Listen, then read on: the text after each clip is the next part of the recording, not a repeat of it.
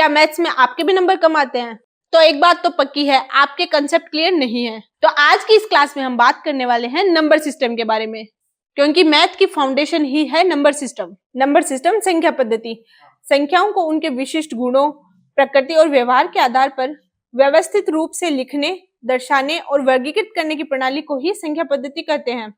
Example के लिए 5, 0, -3, 2/5, √11, ये सारे है तो नंबर्स ही, पर कोई पॉजिटिव है, कोई नेगेटिव है, कोई p/q की फॉर्म में है, कोई को p/q की फॉर्म में हम नहीं लिख सकते। कुछ परफेक्ट स्क्वायर होते हैं, कुछ परफेक्ट स्क्वायर नहीं होते। तो इन नंबर्स को इन्हीं की विशिष्ट गुणों के आधार पर जो हम कैटेगराइज करते हैं वो संख्या पद्धति है। तो हम अब पढ़ेंगे प्राकृत संख्या। प्राकृत संख्या नेचुरल नंबर, जिनको हम कैपिटल N से डिनोट करते हैं। बचपन से ही गिनने के लिए हम 1, 2, 3, 4, 5 यहाँ से शुरुआत करते हैं और यही हमारे नेचुरल नंबर होते हैं। नेचुरल नंबर 1 से शुरू होके इनफिनाइट तक जाते हैं। कुछ की पॉइंट्स है जो आपको याद रखने हैं, जो एग्जाम के लिए बहुत इंपॉर्टेंट है। सबसे छोटी प्राकृत संख्या, सबसे छोटी नेचुरल नंबर जो है वो हमेशा 1 होती है। सबसे बड़ी प्राकृत संख्या संभव नहीं है, क्योंकि ये आगे इनफाइनाइट तक जाती है, तो हम उसको डिफाइन नहीं कर सकते कि सबसे बड़ी संख्या कौन सी होगी। शून्य और ऋणात्मक संख्याएं कभी भी प्राकृत संख्याओं में नहीं आती। और कुछ जो एग्जाम ओरिएंटेड फॉर्मूले हैं वो भी मैंने आपके इन नोट्स में एड ऑन किए हैं। फर्स्ट है अनप्राकृत संख्याओं का योग। इसका फॉर्मूला है n.n+1/2। फॉर एग्जाम्पल, अगर मैं आपसे बोलूं कि प्रथम 3 प्राकृत संख्याओं का योग निकालिए, तो आपको बस फॉर्मूले में n की जगह 3 पुट करना है। 3.3+1/2 is equals to 3 × 4/2 is equals to 6। इसी तरह प्रथम अनप्राकृत संख्याओं के वर्गों का योग n.n+1 2n+1/6। यहाँ पे आपको n की जगह जितने भी आपको प्राकृत संख्याओं के बारे में पूछा है उसकी वैल्यू डालनी है। मान लीजिए आपको n इज इक्वल्स टू 6 दे दिया जाए, तो फॉर्मूले में आपको n की जगह 6 पुट करके आंसर निकाल लेना है। प्रथम अनप्राकृत संख्याओं के घनों का योग, इसका फॉर्मूला होता है n.n+1/2 whole square. Next number है पूर्ण संख्या, होल नंबर। नेचुरल नंबर के बारे में आपने जाना, 1 से लेकर इनफाइनाइट तक के नंबर को हम नेचुरल नंबर कहते हैं। अगर हम नेचुरल नंबर में 0 भी ऐड कर दे तो वो हमारा होल नंबर बन जाता है। होल नंबर शुरू होते हैं 0, 1, 2, 3 जो आगे जाके इनफाइनाइट तक जाते हैं। अब कुछ इंपॉर्टेंट पॉइंट है जो आपको याद रखने हैं। सबसे छोटी पूर्ण संख्या हमेशा होती है 0। सभी प्राकृत संख्याएं पूर्ण संख्याएं होती है, क्योंकि नेचुरल नंबर 1 से स्टार्ट होते हैं जबकि होल नंबर 0 से स्टार्ट होते हैं। तो जो नेचुरल नंबर है वो सबसेट होते हैं होल नंबर का। नेक्स्ट है पूर्णांक संख्या, इंटीजर नंबर। इंटीजर नंबर में नेगेटिव नंबर भी कंसिडर होते हैं, पॉजिटिव नंबर भी कंसिडर होते हैं, साथ में 0 भी कंसिडर होता है। तो जो हमारा इंटीजर है इसको हम कैपिटल Z या कैपिटल I से डिनोट करते हैं। जो हमारा माइनस इनफाइनाइट से प्लस इनफाइनाइट तक होता है 0 को इंक्लूड करके। अब कुछ की पॉइंट इसके भी आपको याद रखने हैं। इनमें न तो भिन्न होती है और न ही दशमलव वाली संख्या होती है। इनमें सिर्फ पूर्णांक यानी इंटीजर जो संख्या पूरी है वही पूर्णांक में काउंट की जाती है। नेक्स्ट नंबर है सम पूर्णांक और विषम पूर्णांक। पहले हम बात करेंगे सम संख्याओं के बारे में। सम संख्याएं वो संख्याएं होती है जो 2 से पूरी तरह डिवाइड हो जाए, यानी कि ऐसी संख्याएं जिनके एंड में 0, 2, 4, 6, 8 ये नंबर आते हैं, ये 2 से पूरी तरह डिवाइड होगी और ये संख्या इवन नंबर यानी सम संख्या कहलाएगी। यहाँ पे नोट करने वाली बात है कि 0 एक सम पूर्णांक है। अब बात करते हैं विषम संख्या और नंबर की। 2 से पूर्णतः विभाजित न होने वाली संख्याएं, यानी कि जिन संख्याओं के लास्ट में 1, 3, 5, 7, 9 ये सारे डिजिट आएंगे, वो संख्याएं 2 से डिवाइड नहीं होगी और वो संख्याएं हमारी ऑड नंबर कहलाएगी। अब एग्जाम में जो क्वेश्चन आते हैं वो आपके इन पॉइंट से आते हैं, तो चलो इन पॉइंट्स को क्लियर कर लेते हैं। अगर हम 2 इवन नंबर को ऐड करेंगे तो जो हमारे पास रिजल्ट का नंबर आएगा वो हमेशा इवन होगा। इसी तरह अगर एक इवन और एक ऑड नंबर हम ऐड करेंगे तो हमें जो रिजल्ट प्राप्त होगा वो ऑड होगा। For example 2 + 2 is equals to 4। दोनों इवन नंबर ऐड किया तो हमें भी रिजल्ट में इवन नंबर मिला। इसी तरह अगर 2 + 3 करें, एक ओड एक इवन नंबर ले तो हमें रिजल्ट मिलता है 5, जो खुद एक ओड नंबर है। इसी तरह अगर इवन मल्टीप्लाई इवन यानी कि 2 × 2 इज इक्वल्स टू 4, जो कि एक इवन नंबर है, और 2 × 3 इज इक्वल्स टू 6, यानी कि even multiply odd is equals to even. और अगर हम ओड को ओड से मल्टीप्लाई करें तो हमें जो रिजल्ट प्राप्त होगा वो भी एक ओड नंबर होगा। इसी तरह अगर हम एक ओड नंबर में ओड नंबर को ऐड करेंगे तो जो रिजल्ट मिलेगा वो हमें एक इवन नंबर मिलेगा। ये जो पॉइंट्स है ये एग्जाम ओरिएंटेड पॉइंट्स है, इनको आपको अच्छे से नोट डाउन कर लेना है, ज्यादातर क्वेश्चन इन्हीं पॉइंट से बनते हैं। नेक्स्ट है अभाज्य संख्या प्राइम नंबर। प्राइम नंबर ऐसे नंबर होते हैं जो एक से बड़े होते हैं, लेकिन उनके जो हम फैक्टर्स करते हैं वो फैक्टर्स हमेशा दो ही प्राप्त होते हैं। एक तो एक प्राप्त होगा और एक वह संख्या खुद ही अपना फैक्टर होगी। ऐसे नंबर्स को प्राइम नंबर्स कहा जाता है। फॉर एग्जाम्पल 2, 3, 5, 7 ये सारे नंबर एक से तो बड़े हैं, लेकिन जब हम इनका फैक्टर करना चाहेंगे तो इनका फैक्टर या तो हमें एक मिलेगा या वो खुद संख्या होगी अपना ही फैक्टर। तो इस तरह के नंबर को हम प्राइम नंबर अभाज्य संख्या कहते हैं। प्राइम नंबर में जो आपको याद रखने वाले पॉइंट है वो है दो एकमात्र सम अभाज्य संख्या है, यानी कि दो के अलावा कोई भी ऐसा प्राइम नंबर नहीं है जो कि इवन है। एक न तो अभाज्य संख्या है और न ही भाज्य संख्या है। ये दो पॉइंट है जो अभाज्य संख्या के बारे में आपको याद रखने हैं। जो एग्जाम में आपके क्वेश्चन आते हैं वो ज्यादातर इन टॉपिक से आते हैं कि 1 से 50 के बीच में कितनी अभाज्य संख्या होती है, तो आपका आंसर होगा 15। 51 to 100 के बीच में 10, 1 to 100 25, 1 to 200 46। ये पॉइंट्स आपको नोट डाउन करने हैं और याद रखने हैं, क्योंकि एग्जाम्स में डायरेक्ट ही इनसे क्वेश्चन पूछ लिया जाता है वन लाइनर की फॉर्म में कि ये बताओ 1 से 50 तक कितनी अभाज्य संख्या आती है। तो आपको वहां पे बैठ के काउंटिंग नहीं करनी है, आपको प्रॉपर याद होना चाहिए कि 1 से 50 तक 15 अभाज्य संख्याएं होती है। कंपोजिट नंबर ऐसी संख्याएं होती है जिनके 2 से ज्यादा फैक्टर्स होते हैं। फॉर एग्जाम्पल 6 के फैक्टर है 1, 2, 3 और खुद 6। इसके फैक्टर्स की संख्या 4 है, यानी कि 2 से ज्यादा, तो 6 एक कंपोजिट नंबर है। फॉर एग्जाम्पल 4, 6, 8, 9, 10 और ये नंबर आगे चलते रहते हैं। अब जो आपको याद रखना है वो पॉइंट है सबसे छोटी भाज्य संख्या 4 होती है। नेक्स्ट है आपका सहभाज्य संख्या, को प्राइम नंबर। ऐसी दो संख्याएं जिनका HCF केवल 1 होता है, उनका स्वयं का अभाज्य होना जरूरी नहीं है, ऐसी संख्याओं को हम को प्राइम नंबर कहते हैं। फॉर एग्जाम्पल आपके पास कोई दो नंबर है, मान लीजिए 2 और 3, इन दोनों के बीच में कॉमन फैक्टर जो है वो 1 है, तो ये दोनों नंबर्स को प्राइम होगी। पर जरूरी नहीं है कि हर बार ये दोनों नंबर्स अभाज्य संख्या ही हो सकता है एक अभाज्य हो एक भाज्य संख्या हो, पर उनका कॉमन फैक्टर 1 है तो वो भी को प्राइम नंबर होंगे। और ऐसा भी हो सकता है कि दोनों नंबर ही भाज्य हो। फॉर एग्जाम्पल 8 और 9 दोनों ही कंपोजिट नंबर है, लेकिन ये एक दूसरे के साथ सहअभाज्य संख्या है क्योंकि इनका HCF 1 आता है। नेक्स्ट है ट्विन प्राइम नंबर। ऐसी सहभाज्य संख्याएं जिनके बीच का अंतर ठीक 2 होता है, ट्विन प्राइम नंबर कहलाती है।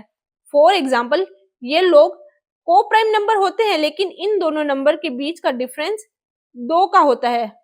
3 और 5 इन दोनों के बीच का डिफरेंस 2 है और दोनों ही को प्राइम नंबर है, तो इस तरह के को प्राइम नंबर को हम ट्विन प्राइम नंबर कहते हैं। 5 और 7 ये भी अपने ट्विन प्राइम नंबर है। 11 और 13 ये भी ट्विन प्राइम नंबर है। 1 से 100 तक 8 जोड़ी ट्विन प्राइम नंबर्स होते हैं। नेक्स्ट है परिमेय संख्या। परिमेय संख्या ऐसे नंबर्स होते हैं जिनको हम p/q की फॉर्मेट में लिख सकते हैं, और p और q दोनों इंटीजर्स होने चाहिए। q जो है नॉट इक्वल्स टू 0 होना चाहिए। अगर कोई भी नंबर को हम p और q की फॉर्मेट में लिख देंगे तो वो हमारी परिमेय संख्या कहलाएगी। पर क्या जो भी नंबर p/q की फॉर्मेट में होंगे वो रेशनल नंबर कहलाएंगे? तो इसका जवाब है नहीं। रेशनल नंबर होने के लिए ये 2 कंडीशन फुलफिल होनी जरूरी है। फर्स्ट कंडीशन है शांत दशमलव, यानी कि टर्मिनेटिंग डेसिमल। इसके लिए अगर कोई भी p/q फॉर्मेट का नंबर है, जब हम उसको डिवाइड करते हैं तो एक टाइम के बाद वो संख्या पूरी डिवाइड हो जाती है, तो इस तरह के नंबर परिमेय संख्या कहलाएंगे। दूसरा टाइप है अशांत आवर्ती दशमलव, रिपीटिंग डेसिमल। इसमें जब हम p बाई q को डेसिमल फॉर्मेट में चेंज करते हैं तो एक टाइम के बाद डेसिमल नंबर अपने आप को रिपीट करने शुरू कर देते हैं। तो इस प्रकार के भी जो डेसिमल नंबर होंगे वो परिमेय संख्या कहलाएगी। नेक्स्ट है आपका अपरिमेय संख्या, इरेशनल नंबर। ऐसे नंबर जिनको हम p बाई q की फॉर्मेट में नहीं लिख सकते उनको हम अपरिमेय संख्या कहते हैं। इनको p बाई q के रूप में नहीं लिखा जा सकता, इनका दशमलव रूप अशांत अनावर्ती प्रकार का होता है। मतलब ऐसे p बाई q, ऐसे नंबर्स जिनको p बाई q की फॉर्मेट में लिखने पर जब हम इनको डेसिमल फॉर्म में चेंज करते हैं तो हमारे पास अशांत अनावर्ती दशमलव संख्याएं प्राप्त होती है।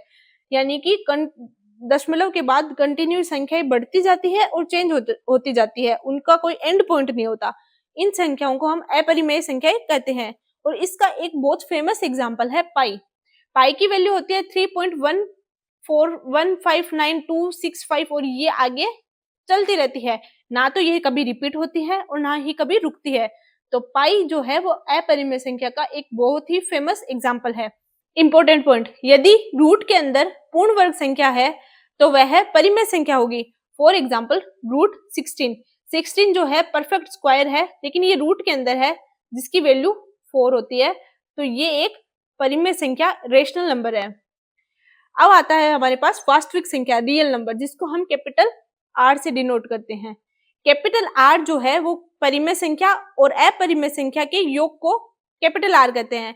यानी कि संख्या रेखा पर जितने भी नंबर जो है एग्जिस्ट करते हैं वो हमारी वास्तविक संख्या रियल नंबर कहलाती है।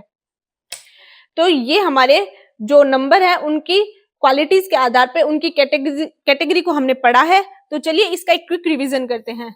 फर्स्ट है हमारा नेचुरल नंबर, जिसकी शुरुआत होती है 1 से लेकर इंफिनिटी तक। दूसरी है हमारी पूर्ण संख्या होल नंबर, जिसकी शुरुआत होती है 0 से लेकर इंफिनिटी तक। पूर्णांक जो है हमारे इंटीजर नंबर वो माइनस इंफिनिटी से शुरू होके प्लस इंफिनिटी तक जाते हैं। परिमेय संख्या है वो p बाई q की फॉर्म में होती है, जहाँ p और q दोनों इंटीजर होते हैं, लेकिन q जो है हमारा वो कभी 0 नहीं होता। अपरिमेय संख्या इरेशनल नंबर, ये अशांत अनावर्ती दशमलव संख्या होती है। याद रखने वाले इंपॉर्टेंट पॉइंट, क्या 0 एक परिमेय संख्या है?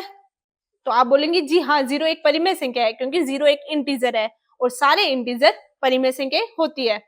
क्या प्रत्येक पूर्णांक परिमेय संख्या है? जी हाँ बिल्कुल, ये पॉइंट तो अभी हमने क्लियर किया है कि सारे इंटीजर जो है वो रेशनल नंबर होते हैं। नेक्स्ट पॉइंट है, क्या प्रत्येक परिमेय संख्या पूर्णांक होती है? जी नहीं, जरूरी नहीं है कि सारी जो रेशनल नंबर है वो आपके इंटीजर हो, क्योंकि परिमेय संख्याएं p बाई q की फॉर्मेट में होती है, तो जरूरी नहीं है कि वो हमेशा एक इंटीजर ही होगी, वो डेसिमल में भी हो सकती है। इसीलिए सारी परिमेय संख्या इंटीजर हो ये कोई जरूरी नहीं है, पर इसका उल्टा कि सारे इंटीजर रेशनल नंबर होते हैं ये एकदम सही है। तो चलो जल्दी से थोड़ा सा अपने माइंड को टेस्ट करते हैं और देखते हैं अभी तक हमने जो सीखा है वो कितना समझ में आया है। आपके पास है रूट 16, जब इसको सोल्व करोगे तो आपके पास आएगा नंबर 4। क्या 4 एक नेचुरल नंबर है? आप बोलेंगे जी हाँ 4 एक नेचुरल नंबर है। क्या 4 एक होल नंबर है? जी बिल्कुल, होल नंबर जो है वो 0 से शुरू होकर प्लस इंफिनिटी तक जाते हैं, तो 4 एक होल नंबर भी है। क्या 4 एक इंटीजर है? आप बोलोगे जी बिल्कुल 4 एक इंटीजर नंबर भी है। और अगर ये इंटीजर नंबर है तो क्या ये परिमेय संख्या होगी? जी हाँ बिल्कुल, सारे इंटीजर परिमेय संख्या होती है। और जब ये एक परिमेय संख्या है तो ये वास्तविक संख्या तो बिल्कुल होगी, यानी कि r जो है वो रियल नंबर भी है। इसी तरह रूट 15, आप मुझे बताओ क्या 15 परफेक्ट स्क्वायर है? आप बोलोगे जी नहीं, रूट 15 तो परफेक्ट स्क्वायर नहीं है, इसका मतलब ये हमारा परिमेय संख्या तो नहीं है। लेकिन क्या ये हमारा नेचुरल नंबर है? जी नहीं, नेचुरल नंबर में भी 1 2 3 4 ये नंबर आते हैं, रूट वाली संख्या नेचुरल नंबर में नहीं आती, तो ये हमारा नेचुरल नंबर नहीं है। नेचुरल नंबर नहीं है तो ये हमारा होल नंबर भी नहीं है, और क्योंकि ये रूट में है तो ये एक पूर्णांक भी नहीं है। तो सीधा सीधा हम बोलेंगे कि r एक अपरिमेय संख्या है और अपरिमेय संख्या रियल नंबर होती है। इसी तरह -8, आप मुझे बताओ क्या नेचुरल नंबर में माइनस वाले नंबर आते हैं? आप बोलोगे जी नहीं, नेचुरल नंबर में तो ऋणात्मक संख्याएं नहीं होती। जब नेचुरल नंबर में ऋणात्मक संख्याएं नहीं होती तो पूर्णांक में भी ऋणात्मक संख्याएं नहीं हो रही है, यानी कि ना तो ये नेचुरल नंबर है ना होल नंबर है, लेकिन ये इंटीजर जरूर है, ये है एक नेगेटिव इंटीजर। और जब ये इंटीजर नंबर है तो ये हमारा परिमेय संख्या भी जरूर होगी, तो ये हमारे रेशनल नंबर भी है।